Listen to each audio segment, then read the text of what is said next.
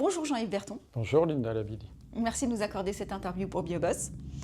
Vous êtes le fondateur de GreenTech, un groupe de biotech que vous avez fondé en 1992. Après un parcours de docteur en biologie et plusieurs expériences en entreprise, à quel moment s'est imposée l'idée de créer votre structure à cette époque-là? En fait, j'avais envie de créer une entreprise à l'âge de 40 ans, en disant à 40 ans, je serai grand. Bon, finalement, les choses de la vie ont fait que j'ai créé plus tôt parce que j'avais fait le tour dans différentes entreprises, et notamment la dernière où j'ai été embauché pour monter un laboratoire de biotechnologie dans une entreprise de taille moyenne. Et je me suis dit, maintenant, c'est le moment, j'y vais. Oui, justement, on y revient. Avant de créer votre groupe, vous avez travaillé notamment pour une grande multinationale, vous avez travaillé pour une PME parisienne, une structure plus petite. Qu'est-ce que vous avez gardé ou rejeté de ces modèles?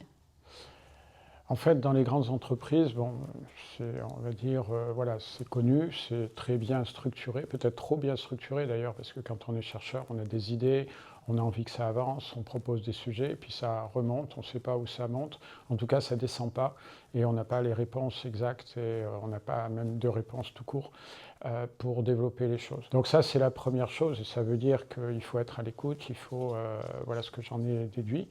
Et en disant, quand on a des chercheurs, quand on a des gens qui veulent avancer, il faut les motiver un petit peu. La petite structure, là, c'était, qu'est-ce que j'en ai appris? C'était que justement, c'était une petite structure, donc tout le monde était accessible, formé de différents spécialistes. On pouvait aller voir le PDG, on discutait, on a suggéré d'ailleurs des améliorations à faire dont il a pris acte. Et puis voilà. Par contre, c'est une petite structure qui était en difficulté financière. Et donc, l'idée, c'est de se dire, il ne faut jamais se trouver dans cette situation, sinon on ne va pas pouvoir avancer, on ne va pas pouvoir grandir. Et puis la troisième structure, c'est cette structure moyenne, où là, en fait, on a à la fois les avantages de la grande et de la petite. C'est déjà structuré. Par contre, je voyais le PDG, je discutais avec un petit peu tout le monde, et les choses avançaient bien. Donc l'idée, c'est de dire, vivement qu'on soit une moyenne structure, mais pour ça, il va falloir cravacher un petit peu. Alors justement, vous êtes aujourd'hui un beau groupe de biotechnologie. Si vous deviez pitcher GreenTech à un investisseur en quelques minutes, ce serait comment? GreenTech est un groupe de sociétés de biotechnologie qui travaillent à partir de différentes matières premières, les végétaux, les biotechnologies vertes, pardon, les biotechnologies blanches avec toutes les bactéries, levures, champignons, les micro-organismes, et puis les biotechnologies bleues, les algues et les microalgues. Et tout ça, on fait travailler ensemble. On parle chez nous de cross-fertilisation parce qu'il y a pas mal d'éléments à aller piocher dans toutes ces structures. Dans ces éléments, dans ce monde biologique, on recherche en fait des ingrédients actifs. Et ces ingrédients actifs peuvent être quelque part transformés par des micro-organismes, par des algues. Si on prend une plante, on peut faire de la bière et du vin, mais on peut aussi transformer des molécules grâce à l'activité enzymatique des micro-organismes. Donc on joue avec tout ça, et on joue d'autant plus la cross-fertilisation qu'on adresse différents marchés. Le marché de la cosmétique, qui est aujourd'hui le plus gros marché pour nous. Derrière arrive l'agronomie, l'environnement avec le traitement des eaux usées et la protection et la préservation de l'eau potable. Et puis tout ce qui est aussi l'industrie pharmaceutique, puisqu'on fournit des ingrédients pour l'industrie pharmaceutique. C'est un groupe complet que vous avez créé avant même que le terme Green Tech devienne à la mode. C'était quoi les insights au départ? Et qu'est-ce qui vous fait dire aujourd'hui que vous aviez 10, 15 ans d'avance sur votre marché à l'époque?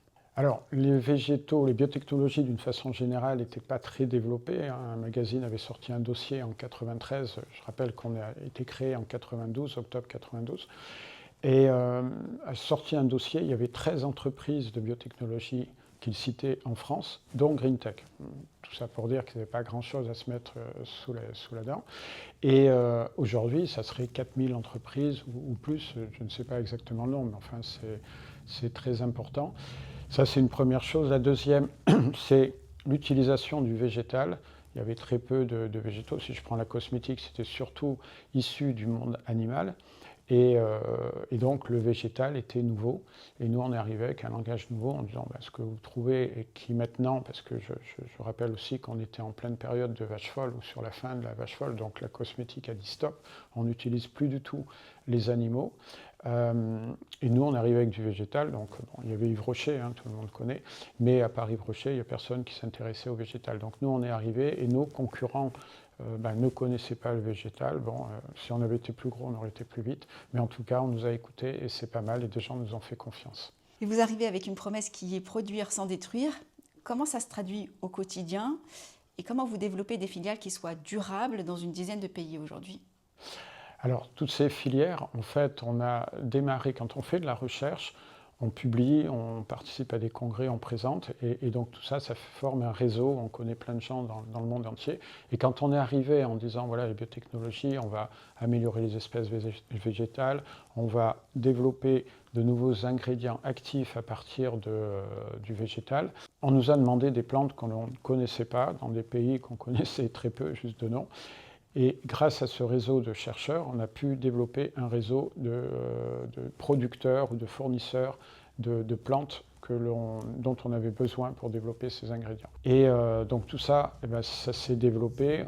Les filières, on les respecte, on respecte les personnes qui travaillent dedans, on leur fournit du matériel, on leur fournit des technologies, en échange de quoi ils doivent nous respecter pour fournir en quantité, en qualité et à temps les matières premières que l'on attend. Comme tout le monde, ils ont droit à l'erreur, mais enfin, s'ils font 2-3 erreurs d'affilée, ça veut dire qu'ils ne sont pas sérieux. Donc, encore une fois, on n'a pas pitié d'eux, qu'ils soient auvergnats ou pygmées, on va dire, pour faire le pendant de l'auvergnat. Ça n'a pas d'importance, on respecte tout le monde. Et eux doivent nous respecter. Donc ça, c'est la filière. Et ça veut dire qu'ils mettent en place des cultures et on va les aider à mettre en place les cultures parce que ça serait complètement stupide d'utiliser la dernière plante sur Terre pour développer un actif que l'on va vendre à une grande marque cosmétique et qui ne nous fera plus jamais confiance puisqu'on ne pourra plus fournir après l'ingrédient puisqu'on n'aura plus la matière première. Même chose avec les micro-organismes. On va utiliser ces micro-organismes dans des réacteurs. Ça veut dire qu'on va les multiplier. Et donc là, c'est à l'infini. L'impact carbone est très très faible parce qu'il n'y a pas de transport, il n'y a pas trop d'énergie. C'est une hélice qui tourne pour agiter un milieu de culture dans lequel se nourrissent les micro-organismes ou les microalgues aussi, puisque c'est le même principe. Et donc on va multiplier et donc pas d'impact environnemental. Le seul impact qu'il pourrait y avoir, c'est les rejets. Mais encore une fois, les rejets, c'est des choses très biologiques qui sont ensuite transformées, compostées, etc. Voilà. Et assez naturellement, une grande partie de votre activité se passe à l'international, notamment en Amérique, en Asie, au Brésil. C'est quoi les spécificités de ces métiers ? Alors très vite, on s'est intéressé à l'étranger, à l'export, parce qu'on est parti de zéro et que quelque part on avait faim. Hein. On se dit si jamais on ne vend pas, on va mourir. Donc on va peut-être vendre à Clermont, on va peut-être vendre à Paris, on va peut-être vendre à Tokyo ou à New York.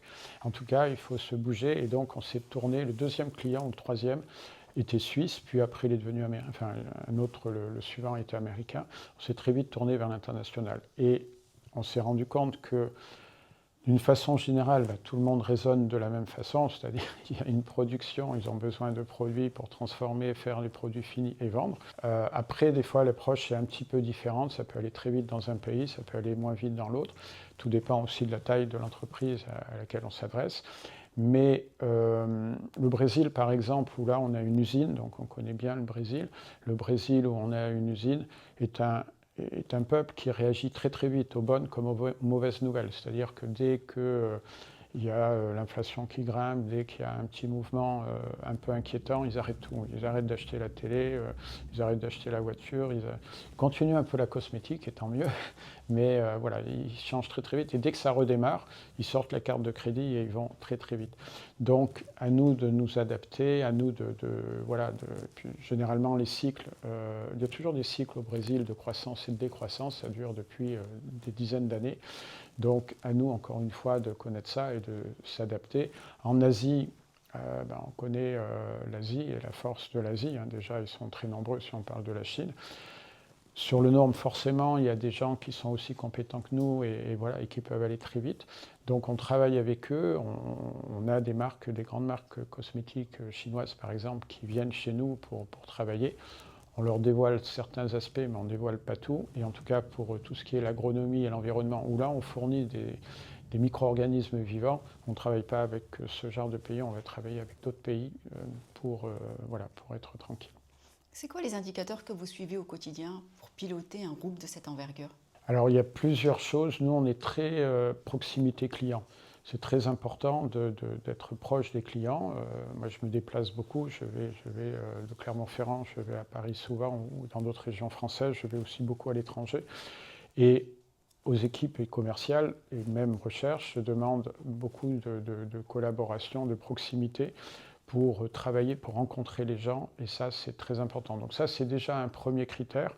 Je veux dire, avant le chiffre d'affaires, s'il n'y a pas cette proximité, s'il n'y a pas de visite, s'il n'y a pas d'échange et un relationnel client, il n'y aura pas de vente. Donc on peut toujours regarder le tableau Excel avec les ventes. Ça se prépare avant, et pour nous, c'est un bon indicateur. Je veux dire, l'attitude, la posture de la personne commerciale qui va aller voir les clients et développer ce relationnel. Il en est de même d'ailleurs pour l'acheteur, qui doit développer, comme j'expliquais avec nos filières.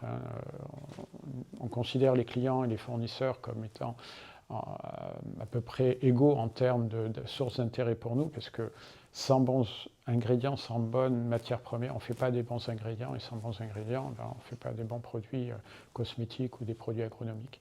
Donc c'est très important de travailler. Donc ce côté humain est assez important. Et puis ensuite, oui, c'est plutôt voilà, c'est ce côté humain, c'est cette attitude qui nous... c'est des marqueurs. Alors vous allez me dire, comment on chiffre ça, comment on évalue ça. C'est vrai que c'est difficile, hein, mais avant de mettre une note, on échange quand même avec les personnes, et puis on essaie de recadrer, on essaie, j'ai déjeuné hier par exemple avec un nouveau, ça fait 6 mois qu'il est là, il dit alors qu'est-ce que vous en pensez, comment ça marche, comment vous... Donc voilà, on dit les choses qui sont des critiques, on va dire, constructives, pour, alors la personne, elle peut parler aussi, elle peut dire... voilà, votre honneur, j'ai quand même droit à répondre, et voilà, peut-être qu'il y a des choses que je ne vois pas, parce que comme il y a beaucoup de monde, et ça permet d'échanger, de se connaître. Donc le côté humain est très important pour moi, en interne comme en externe. Et le terme biotechnologie éthique a dû énormément évoluer en 30 ans. C'est quoi les critères en interne aujourd'hui pour valider un nouveau projet? Alors, je disais tout à l'heure que bon, on avait faim, donc on allait à New York, à Paris, etc. Sur les projets, c'était un petit peu ça. Aujourd'hui, on continue quand même cette même philosophie en disant on essaie de ne jamais dire non.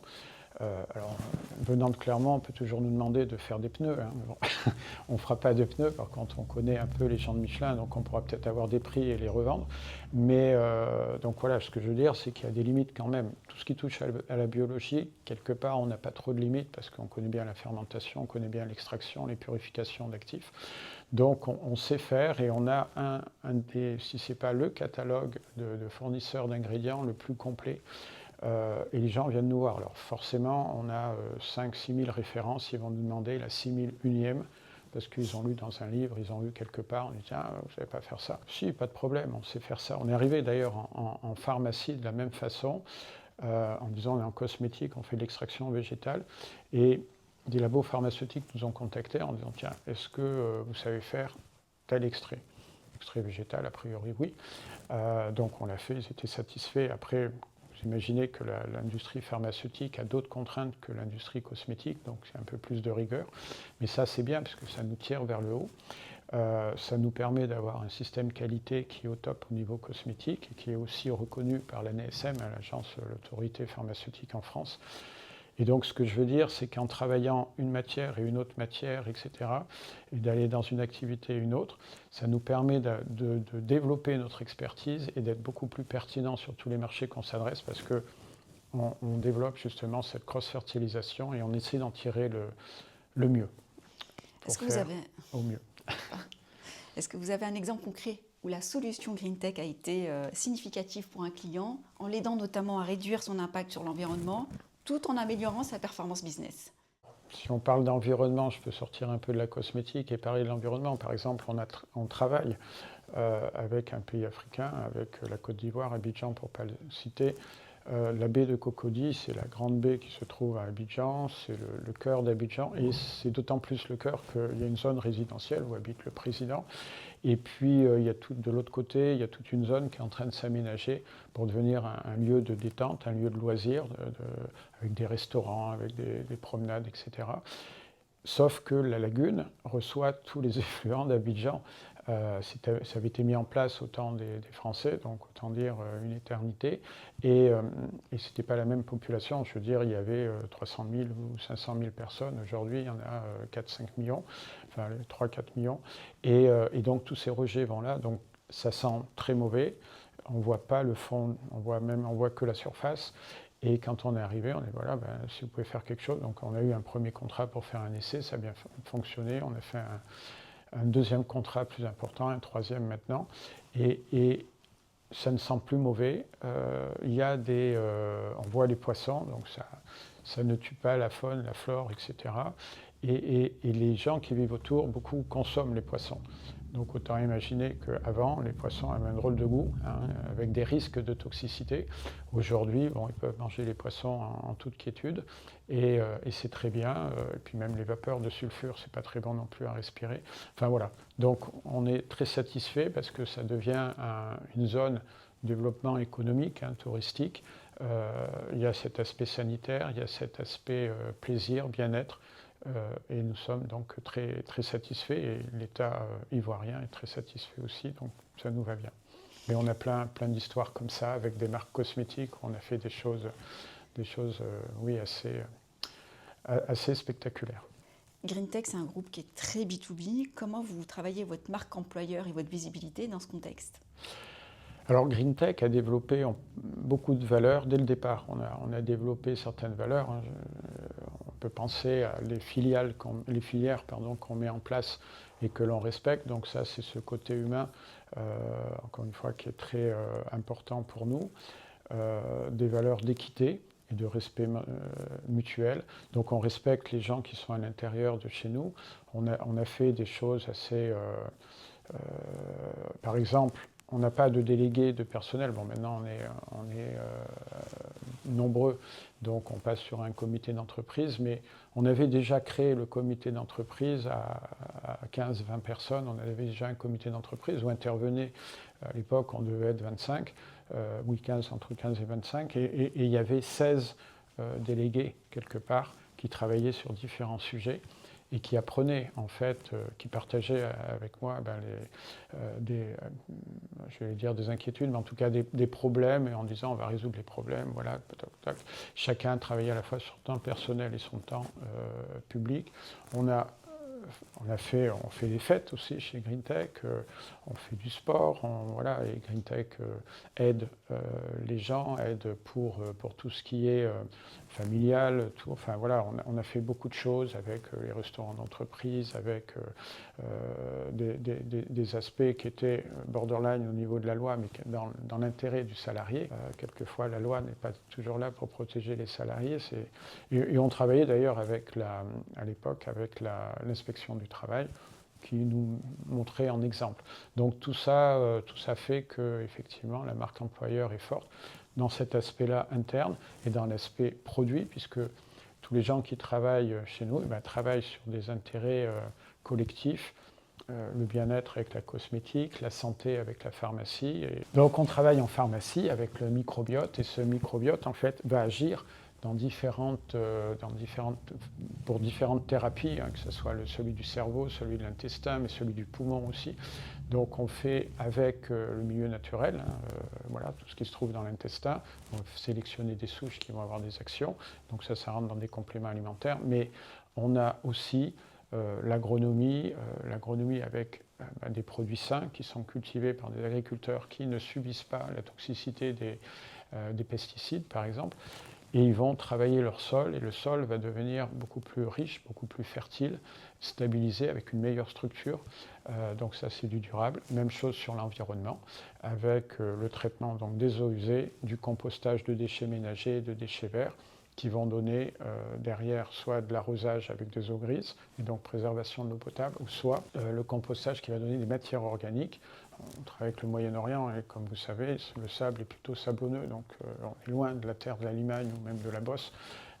Donc il faut apporter de la matière organique, mais on ne va pas apporter de la chimie, on va apporter du naturel issu de la dégradation de polluants que sont les déchets ménagers ou les déchets verts. Donc tout ça, c'est une fierté et ce qu'on veut, c'est que voilà, les personnes qui viennent chez nous aient le sourire et soient fiers de ce qu'ils font et le font dans une bonne ambiance. Voilà, c'est important. Donc ça, c'est la marque entreprise et les valeurs que l'on développe. Et sur le volet commercial cette fois, quels sont vos canaux de distribution? Alors les canaux de distribution, nous on a des filiales. On a 6-7 filiales à l'étranger, on en a une aux États-Unis, on a une usine au Brésil, on en a une en Allemagne, on en a une en Inde, à Taïwan, Thaïlande, Madagascar, et puis un bureau en Chine. Et donc tout ça fait qu'on exporte, mais à côté de ça, on a des pays, par exemple au Maghreb, on travaille directement avec des marques, des petites et des grandes. Au Moyen-Orient, c'est pareil. Et on travaille également avec des distributeurs qui nous représentent et qu'on suit, bien sûr, qu'on va aider, qu'on va former. Donc tout ça, ça représente une petite cinquantaine de pays où on est présent. Et on est très content de développer, d'avoir une grande famille dans le monde. On se réunit 2 fois par an avec cette grande famille. Alors, tout le monde ne vient pas, ça dépend des années. Certains viennent une année et puis ne viennent pas l'année suivante. Mais voilà, on a des grandes tables où tout le monde est mélangé et c'est super.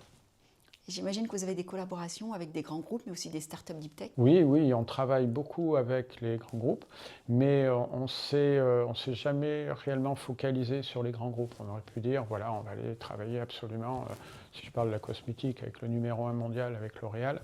Non, on a dit L'Oréal, voilà, on lui présente, mais autant qu'avec des petites structures. Je ne sais pas qui a réellement commencé. Je sais qu'une fois, il y avait un acheteur de L'Oréal qui était venu nous voir en disant « mais on doit représenter gros chez vous ». Bon, finalement, il ne représentait que 2%. et tous nos clients, enfin le plus gros de nos clients ne dépasse pas 10%. Donc on a su pas mal diversifier et avoir une grande variété de petits, de grands comptes. Et sans avoir des clients importants qui vont peser dans la balance. C'est-à-dire que si jamais ils s'en vont, on perd 30% du chiffre, par exemple, et là, ça fait mal. Là, voilà, on se développe, on essaie de garder nos clients, parce que d'abord, on les aime bien, et puis je pense qu'ils nous aiment bien aussi. Et donc, on travaille bien. C'est la même chose en environnement, c'est la même chose pour l'agroécologie, où là, on travaille directement avec des distributeurs. Vous savez, les agriculteurs, on va acheter, ce n'est pas dans un supermarché, mais chez un négociant ou dans une coopérative. Et donc, nous, nos clients, ce sont les négociants et les coopératives. Et quand vous regardez en arrière aujourd'hui, quels sont les gros moments de doute qui auraient pu faire basculer toute cette aventure GreenTech? Et comment vous avez fait pour tenir à ce moment-là? Alors, j'ai toujours bien dormi. C'est bien. Pas toujours beaucoup d'heures, mais j'ai toujours bien dormi. Et si je me réveillais la nuit, c'est parce que j'avais du travail à faire que je n'avais pas fait, donc ça me réveillait la nuit et je le faisais pendant une partie de la nuit, j'allais me recoucher. Mais j'ai jamais été trop inquiet parce qu'on avait plein de projets divers en route. Et là, l'autre chose, on a eu quand même des étapes. Je me souviens quand on a été hébergé par l'INRA, donc ça à Clermont-Ferrand, grâce à un directeur, M. Dumas-Deveau, qui a dit, ben voilà, tiens, voilà, j'ai vu arriver des jeunes, sympathiques, dynamiques. S'ils ne mettent pas le bazar, ça va, ils restent là. S'ils mettent le bazar, ben, je leur dirai de partir. Mais tout s'est bien passé et nous ont permis d'aller dans les locaux qui étaient des laboratoires, puisqu'il nous fallait au départ un laboratoire. Et comme vous imaginez, ça coûte un petit peu cher et on n'avait pas l'argent suffisant.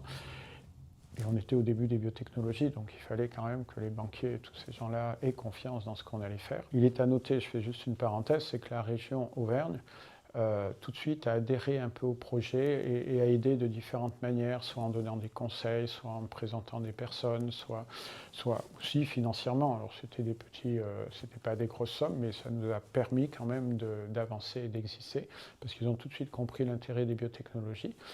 C'est pour ça qu'on est au centre de la France et au centre de l'Europe, parce qu'ils comprennent vite en Clermont-Ferrand tout ça. Et blague à part, on a été hébergé à l'INRA et par la suite, le but était d'aller dans nos propres locaux. Et il y avait un biopôle qui s'est construit. Là aussi, c'était le premier biopôle de France, important. On a eu beaucoup de visiteurs, l'UNESCO, le CNRS, le ministère, etc. Et nous, on s'est installés. Sauf que on partait de zéro, parce que le biopôle n'existait pas, juste dans les cartons. Et là, on a eu 9 mois de retard, un accouchement. Et ces 9 mois de retard démarraient un cycle de production. Et ce cycle de production, en fait, on ne pouvait pas le faire parce qu'on n'avait pas l'outil. Donc il a fallu expliquer à des gens qui avaient hésité à nous faire confiance qu'en fait, ils nous ont fait confiance, mais qu'il faudrait qu'ils attendent un peu parce qu'on n'avait pas les locaux. Donc ça, c'était un peu dur. Finalement, ça s'est relativement bien passé parce qu'on a pu fournir d'autres choses. Notamment, on a fait pas mal de trading à un moment pour leur fournir des produits de négoce. Et ils ont vu qu'on savait réagir, ils ont vu qu'on avait une attitude professionnelle. Donc, au final, ça a plutôt resserré les liens. Et puis, on a une deuxième phase aussi un peu inquiétante, c'est qu'on commençait à décoller au niveau en termes d'activité. Et donc, on a eu un besoin de fonds de roulement qui a explosé. Donc, j'ai réuni les banquiers qui m'ont dit vous êtes à moins de 200 000 francs à l'époque, ça ne peut pas durer. Je leur ai dit c'est pas inquiétant parce qu'on est en fin mars et en juin, on sera à moins 1 million. Donc 200 000, c'est... Ils ont apprécié moyennement l'humour. J'aurais dit quand même en octobre, on serait à l'équilibre et en fin d'année, on serait bénéficiaire avec un chiffre d'affaires qui allait doubler, donc d'un coup. Donc ça, c'est... Alors, un s'est retiré, un autre a suivi. Et là est arrivé, donc on a eu du capital risque régional. Et tout ça a fait qu'à la fin de l'année, en fait, on n'était pas arrivé à moins 1 million de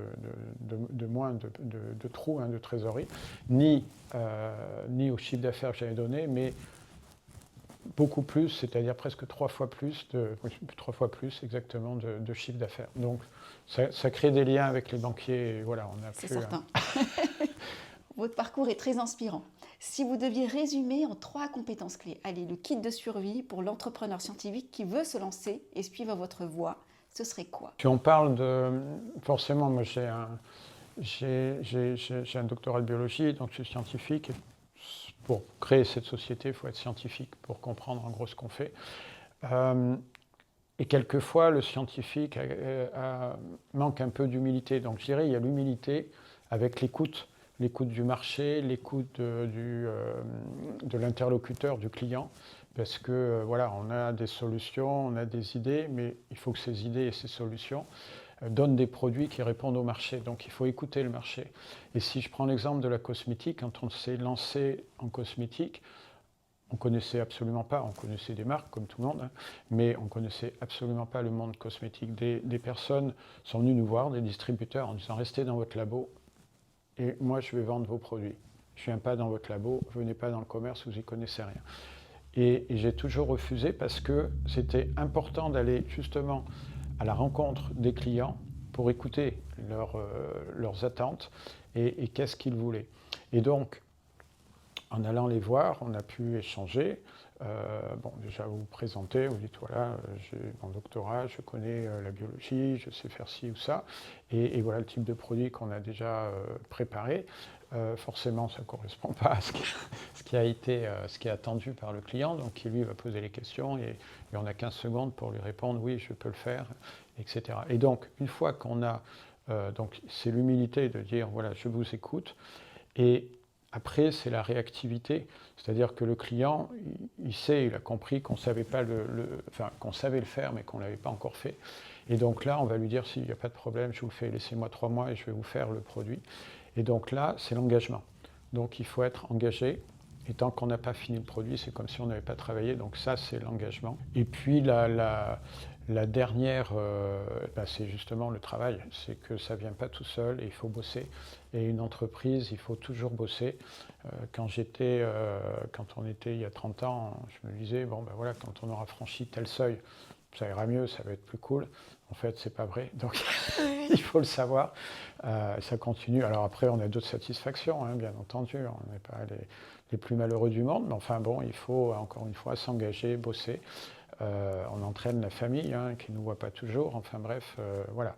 Il faut être bien entouré par les collaborateurs, par la famille, et qui peut supporter l'absence. C'est tout ça qu'il faut savoir. Et comment a évolué votre style de leadership entre le moment où vous pilotiez une petite PME et aujourd'hui où vous pilotez un groupe international? Alors, forcément, plus on est nombreux, plus on a des profils différents dans l'entreprise. Donc, je vais dire, pour continuer la question de tout à l'heure, en disant plus ça va, et il faut toujours travailler, et voilà. Et là, c'est pareil, dans le leadership, au début, on crée la société, on a été 3, j'ai embauché 2 personnes qui étaient dans l'université d'où je sortais. Voilà, ça se passait bien, on est passé à 10, ça se passe bien, tout le monde se connaît. Quand on est plus de 200, il faut des règles qui s'affichent. Il y a des services, il y a des responsables de services, on a des filiales, il y a des directeurs de filiales. Et donc là, ça devient un petit peu moins, on va dire, rigolo, dans le sens que voilà, c'est plus une start-up, c'est vraiment une structure structurée. Et donc, il y a des règles qu'il faut faire respecter.